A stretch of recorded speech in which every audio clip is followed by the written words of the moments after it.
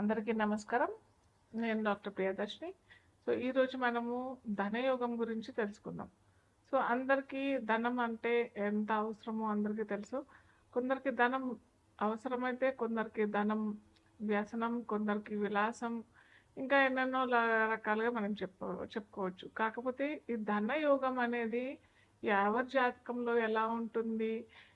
అసలు ఈ ధనయోగం ఉంటేనే వాళ్ళకి ధనం వస్తదా? జీవితంలో ధనం లభిస్తుందా లేదా? లేదా ధనయోగం లేకున్నా గానీ మనం ఏదన్నా పరిహారం చేసుకుని ధన ధనయోగాన్ని క్రియేట్ చేసుకోవచ్చా? అంటే ఆర్టిఫిషియల్‌గా క్రియేట్ చేసుకోవడమే.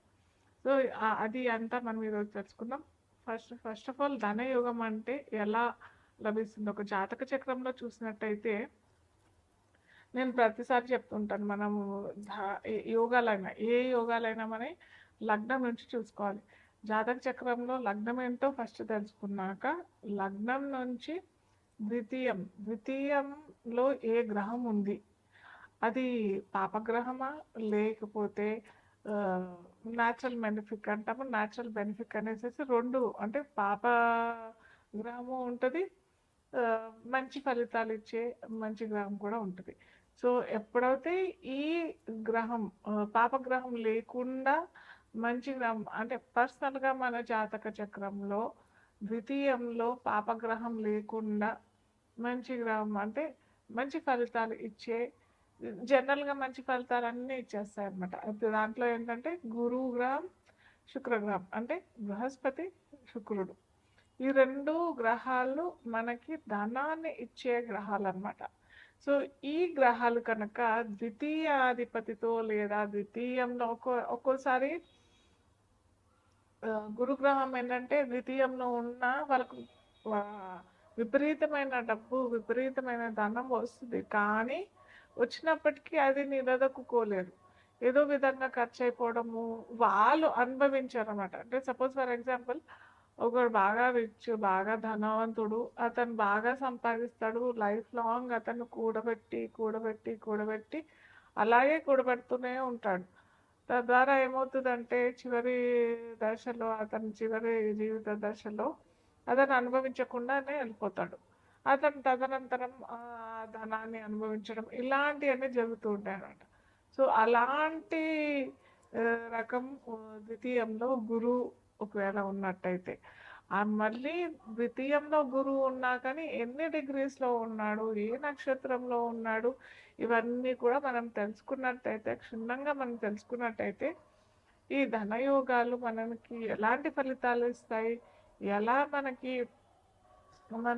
మనని ధనవంతులు చేస్తాయి అనేసి మనం తెలుసుకోవచ్చు. అయితే ఇంకొకటి మనం బాగా చూసుకోవాల్సింది ఏంటంటే, గురువు ద్వితీయంలో ఉన్నా కానీ లేదా ద్వితీయంలో ఉన్నప్పటికీ అంత ఫలితాలు ఇవ్వరు అని చెప్పుకున్నాం కదా. ద్వితీయాన్ని ఒకవేళ చూస్తే, గురుడు చూస్తే మటుకు నిజంగా అది చాలా మంచి ధనయోగం. వాళ్ళకి ఎటువంటి ధనానికి ఇబ్బంది లేకుండా జీవితకాలం మొత్తం ధనానికి లోటు లేకుండా ఉంటుంది. అలాగే శుక్రుడు కూడా ద్వితీయంలో ఉన్నా కానీ, మనమేమో గురువు గ్రహానికి ఏమనుకున్నాము, గురువు కనుక ద్వితీయంలో ఉంటే కొద్దిగా అతను అనుభవించాడు అని చెప్పాం కదా. కానీ శుక్రుడు అలా కాదు, ద్వితీయంలో ఉన్న అతను ధనాన్ని ఇస్తాడు. కాకపోతే ఇక్కడ రూల్ ఏంటంటే, ద్వితీయంలో శుక్రుడు ఉన్నా ఇస్తాడు, ద్వితీయాన్ని చూసినా కానీ శుక్రుడు ఇస్తాడు.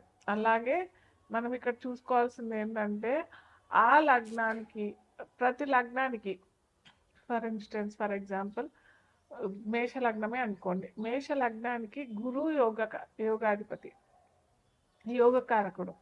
సో, గురువు కనుక ఉన్నట్టయితే లేదా గురువు కనుక చూసినట్టే, ఆ ద్వితీయ భావాన్ని చూసినట్టయితే ఖచ్చితంగా అతనికి, ఆ జాతకులకి ధనాన్ని ఇస్తాడు. కాకపోతే శుక్రుడు కనుక అక్కడ ఉన్నాడు అని అంటే, శుక్రుడు మారకాధిపతి అవుతాడు ఆ లగ్నానికి, ద్వితీయ సప్తమాధిపతి అవుతాడు. కాబట్టి శుక్రుడు అంత ఫలితాలు ఇవ్వడు. సో, ఇక్కడ కొద్దిగా క్లారిటీ తెచ్చుకోవాలి ఎవరైనా కానీ. ఏ లగ్నాల వారికి యోగ కారకుడు, గురువు యోగ కారకుడు అవుతే గురువు ఇవ్వాలి. శుక్రుడు యోగ కారకుడు అవుతే నేను ఒక్కొక్క రాశికి చెప్తూ ఉంటాను, ఏ ఏ రాశులకి సారీ లగ్నాలకి ఏ ఏ గ్రహాలు ధనాన్ని క్రియేట్ చేస్తాయనేసి ఒక్కొక్క లగ్నాలకి చెప్పుకుంటూ పోతాం మనము. సో ఇక్కడ కనుక ద్వితీయానికి మేష లగ్నం వారికి ఇక్కడ కలిగినట్టయితే అంత మంచి చేయడు. సో ఇలా ప్రతి లగ్నాలకి ఒక లగ్నానికి గురువు యోగ కారకుడు అయితే ఒక లగ్నానికి శుక్రుడు యోగ కారకుడు అవుతాడు. సో ఇలా మనము డిఫరెన్షియేట్ చేసుకున్న తర్వాత మనకి ధనయోగం జీవితంలో ఉందా లేదా, ఒకవేళ లేకపోతే ఎలాంటి పరిహారాలు మనం చేసుకోవచ్చు, ఇది మనం మేషం నుంచి మీనం వరకు చూద్దాం. అయితే ఇంకొకటి ఏంటంటే ద్వితీయానికే కాకుండా లాభంలో కూడా ఈ మనం చెప్పుకున్న గురు గ్రహమైన శుక్రగ్రహమైన కనెక్షన్ వచ్చినట్టయితే కూడా అది ధనయోగమే అవుతుంది. అర్థమైందా? అలాగే శుక్రుడు గురువు ఒకవేళ ఈ రెండు గ్రహాలు కూడా 11వ భావంలో అంటే 11వ భావంకి కనెక్ట్ అవుతే మటుకు ఖచ్చితంగా ధనాన్ని ఇస్తాడు.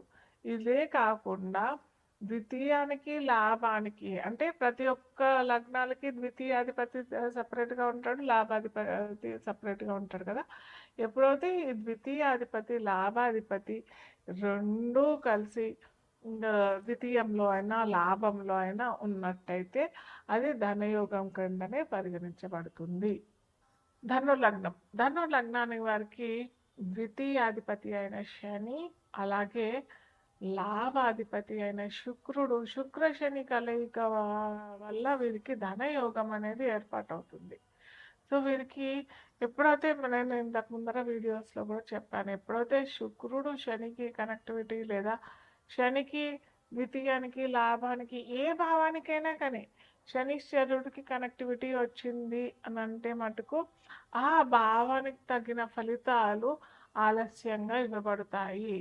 సో ఎప్పుడైతే ద్వితీయానికి లాభానికి అంటే ద్వితీయం మనం ధనం ఇవన్నీ అనుకున్నాం కదా, సో లాభాలు అనుకున్నాం కదా. సో ఎప్పుడైతే ఈ ద్వితీయ లాభాలకి లాభాధిపతి కలిసి ఉన్నట్టయితే షష్టాష్టమ వ్యయం కాకుండా నీచ స్థానాలు కాకుండా వీరు కలయిక కలిసినట్టయితే ఖచ్చితంగా వీరికి ఏమవుతుందంటే ధనం లభిస్తుంది, కానీ అది చాలా ఆలస్యంగా ఇవ్వబడుతుంది. కానీ ఆలస్యంగా ఇచ్చిన అది లాంజివిటీ అంటే చాలా తరతరాలుగా ఆ ధనం ఉపయోగించుకునే విధానంగా వీరికి శనిశ్చరుడు ధనం ఇస్తాడు. కాకపోతే ఈజీ కూడా కాదు, చాలా ప్రయాసపడిన తర్వాత మనకి ధనయోగం అనేది లభిస్తుంది. సో ఈ కలయిక లేదు అని అన్నట్టయితే ఏం చేసుకోవాలి అనుకున్నట్టయితే శనిశ్చరుడికి శనివారాలు వెంకటేశ్వర స్వామి ఆలయాల్లో